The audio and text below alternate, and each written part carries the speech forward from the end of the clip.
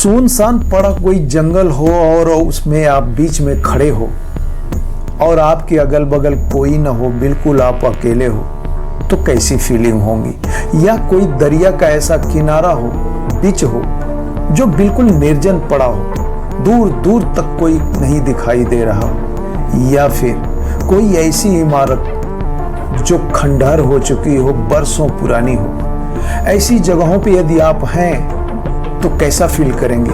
एक अलग ढंग का सन्नाटा वहां पसरा रहता है और ऐसी जगहें भूत प्रेत आत्माओं के लिए बहुत मुफीद होती हैं। ऐसी जगहों पे उनका वास होता है और ऐसी जगहों के इतिहास के बारे में हमें कुछ भी नहीं पता होता।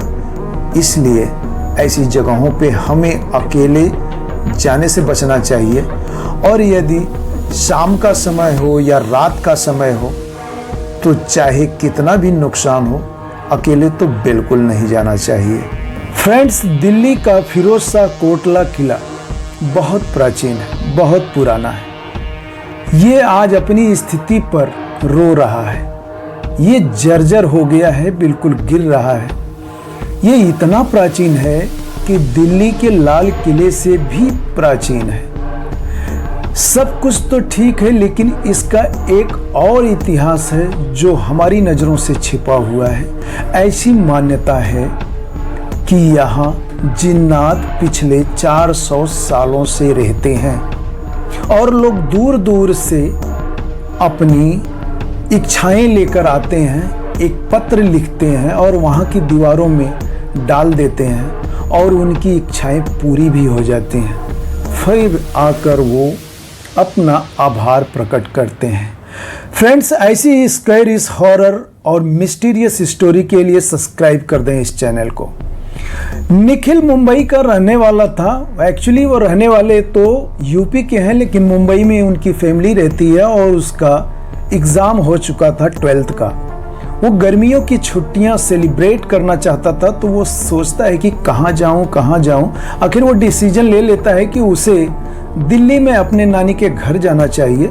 नानी तो उसकी ऑफ हो चुकी है, लेकिन उसके मामा और उनकी पूरी फैमिली दिल्ली में रहती है और वो दिल्ली चला भी जाता है और वहाँ फुल एंजॉय करने लगता है, क्योंकि उसका ममेरा भाई लगभग उसी के उम्र का था। दोनों की खूब बनती है, दोनों खूब घूमते फिरते हैं। एक दिन शाम की बात है कि निखिल कहता है, यार काफ़ी देर से घर पर बैठे हैं, बोर हो रहे हैं, चलो कहीं कुछ खेलते हैं। तो आकाश उसको लेकर चला जाता है उसी दिल्ली के कोटला स्टेडियम में, जो उस फोर्ट का ही एक हिस्सा है। फ्रेंड्स, उस फोर्ट में एक पार्ट में वो जर्जर अपनी स्थिति पे रो रहा वो पुराना किला है, तो दूसरी तरफ चमचमाती हुई अरुण जेटली स्टेडियम है।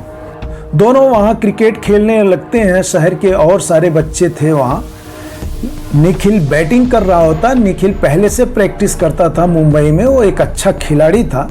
वह लगभग 1 घंटे तक बैटिंग करता है और उसकी बैटिंग को देखकर और बच्चे वाह वाह कर रहे थे। फ्रेंड्स, लेकिन एट लास्ट निखिल आउट हो जाता है। फिर आकाश का नंबर आता है, वो बैटिंग करने के लिए चला जाता है और निखिल बैठकर क्रिकेट का आनंद ले रहा था। लेकिन निखिल को इसी समय टॉयलेट की फीलिंग महसूस हुई। उसे लगा कि उसे टॉयलेट यूज़ करना चाहिए और वो आकाश की तरफ एक अंगुली दिखाता और कहता है ऐसे कि कहाँ यूज़ करूं। लेकिन आकाश अपनी क्रिकेट खेलने में मस्त था, वो निखिल की तरफ नहीं ध्यान दिया। तो निखिल सोचा कि इस छोटी छोटी सी बात के लिए क्या आकाश से पूछूं। सामने खंडहर जैसा है, उसकी दीवार के आड़ में मैं यूरिन पास कर लेता हूँ। और वहाँ से वो उठा, धीरे धीरे उस खंडहर किले की तरफ चला गया। वो जब किले के पास पहुंचा तो उसे वहां पर एक अलग ढंग की फीलिंग महसूस हुई। एक अजीब सा सन्नाटा पसरा हुआ था और वो खंडहर था ही, और इतना पुराना था, उसमें कोई आता जाता नहीं था। वहां पे मकड़ी के बड़े बड़े जाले लगे हुए थे। एक दीवार की ओट में खड़ा होके उस अंधेरे में निखिल अपना यूरिन पास करने लगता है। तभी निखिल चौंक जाता है अचानक, क्योंकि उसे ऐसा लगा कि उसे पीछे से कोई धक्का दिया है। निखिल ये सर्टेन था कि उसे जरूर किसी ने पुश किया है। आखिर वो कौन है? कोई तो है जो उसे पुश किया है पीछे से। फ्रेंड्स, वो जल्दी जल्दी यूरिन पास कर लेता है और वहीं दीवार की ऊपर सीढ़ियों पर चढ़ने लगता है और वो देखने की कोशिश करने लगता है कि कौन ऐसा है जो मुझे यूरिन पास करते समय पीछे से पुश किया।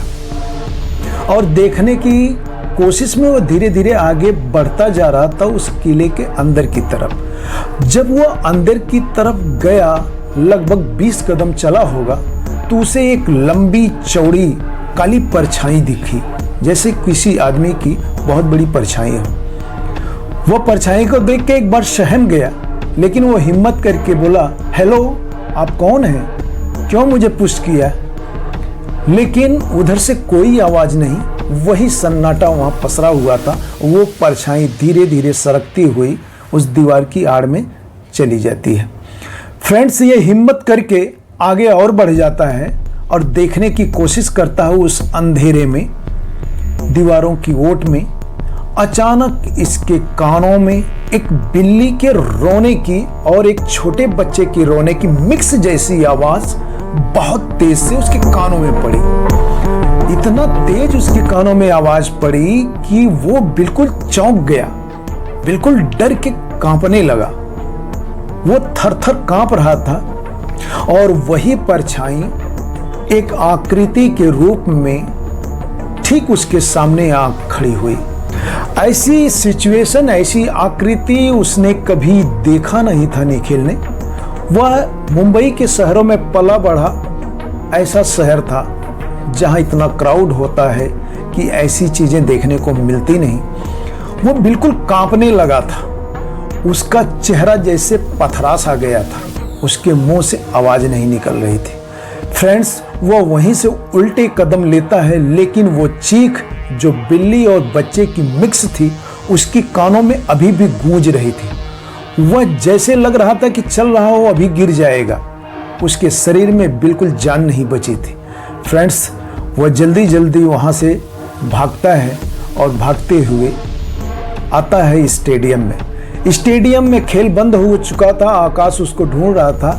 निखिल को देखता है तो बोलता है कि निखिल, तुम कहाँ चले गए बिना बताए? मैं तुम्हें कब से ढूंढ रहा हूँ, गेम कब का ओवर हो चुका है और तुम इस बीच में कहाँ गायब हो गए हो? तो निखिल बदहवास था, उसके मुंह से कोई बात निकल नहीं पा रही थी। वो अपनी सांसों को और अपने दिमाग को नियंत्रित कर रहा था और कुछ क्षण रुक के उसने आकाश से कहा कि उस खंडहर में ऐसा क्या है? वो देख के मैं बिल्कुल कांप रहा हूं, डर गया था। आकाश समझ गया था कि इसके साथ उस अंधेरे में, उस खंडहर में कुछ बुरा हुआ है। वह उसे और डराना नहीं चाहता था, उसे झूठी तसल्ली देता है, ऐसा कुछ नहीं है, बिल्लियां होती हैं और रोशनी कहीं से आई होगी, तुम्हें परछाई जैसा दिखाई दिया होगा, चलो चलते हैं घर। निखिल उस तस्वीर को जो अंधेरे में उसने देखी थी वो भूल नहीं पा रहा था और वो आवाज उसके कानों में अभी भी गूंज रही थी। फ्रेंड्स, दोनों घर आते हैं। घर आने पर निखिल को बार बार यूरिन फील हो रहा था और वो जब टॉयलेट यूज करने जाता था तो यूरिन जब पास करता था तो उससे ब्लड आ रहा था। उसने 2-1 बार तो इस बात को नोटिस नहीं किया, लेकिन बार बार जब वो टॉयलेट जा रहा था तो वो देखता तो उससे यूरिन पास करते समय ब्लड पास हो रहा था। वह बिल्कुल घबरा गया, पसीने से भीग गया, आके धड़ाम से बिस्तर पर लेट गया। लोग पूछने लगे क्या हुआ, तो धीरे धीरे उसके ऊपर बेहोशी छाने लगी थी और उसका चेहरा निस्तेज होने लगा था, शरीर अकड़ने लगा था। लोग जल्दी जल्दी ही उसको गाड़ी में बैठाए और लेकर हॉस्पिटल में गए। वहाँ पर वो एडमिट हो गया। फ्रेंड्स, उसकी स्थिति बिगड़ती जा रही थी हर क्षण हर पल। डॉक्टर्स भी कुछ कहने की स्थिति में नहीं थे। उसके मामा फ़ोन कर दिए उसके मम्मी पापा को, निखिल की तबीयत बहुत ख़राब है, वो हॉस्पिटल में एडमिट है।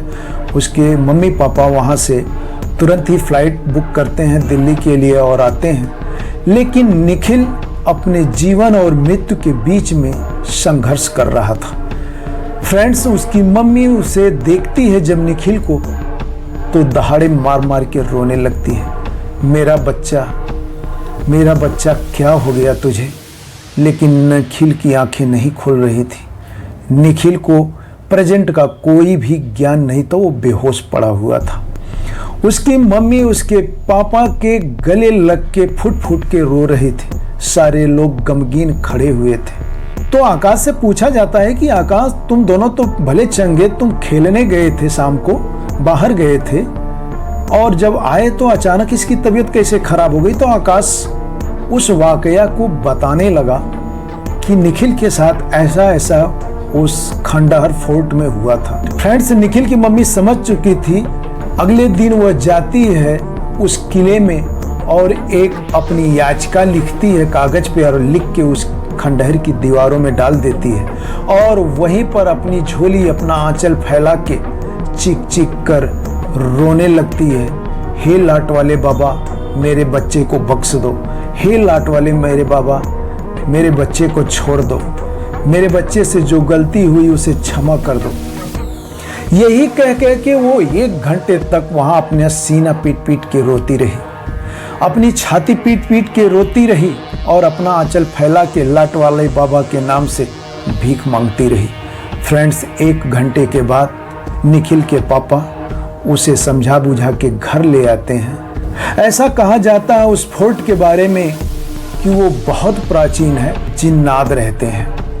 वो जिन्नात लोगों की याचिका पर गौर करते हैं और उनमें इतनी ताकत है कि लोगों की इच्छाओं को पूरा करते हैं। उन सारे जिन्नातों के सरदार हैं लाट वाले बाबा। लाट वाले बाबा उस किले के सारी एक्टिविटी को कंट्रोल करते हैं, जो कि आमतौर से किसी को दिखाई नहीं देता। ये सब अदृश्य शक्तियां हैं। फ्रेंड्स, बहुत दूर दूर से लोग आते हैं, याचिका लिखते हैं और वहाँ की दीवारों में डाल देते हैं और अपनी विनती करके चले जाते हैं। जब उनकी इच्छा पूरी होती है तो लोग फिर वापस आते हैं और आभार प्रकट करते हैं। फ्रेंड्स, ऐसा माना जाता है कि जिन्नातों की उम्र 1000 साल होती है। ये बड़ा अविश्वसनीय है, लेकिन इसके बहुत सारे उदाहरण देखने को मिलते हैं। फ्रेंड्स, निखिल 1 दिन के बाद हॉस्पिटल से डिस्चार्ज हो गया, वो ठीक हो गया। उसकी मम्मी निखिल को लेकर वापस उसी फोर्ट में जाती है और वहाँ लाट वाले बाबा का आभार प्रकट करती है। ये थी एक छोटी सी कहानी उस फोर्ट के बारे में। इस पर आपका क्या राय है, कमेंट करके जरूर बताएं, लाइक जरूर करिएगा। Thank you.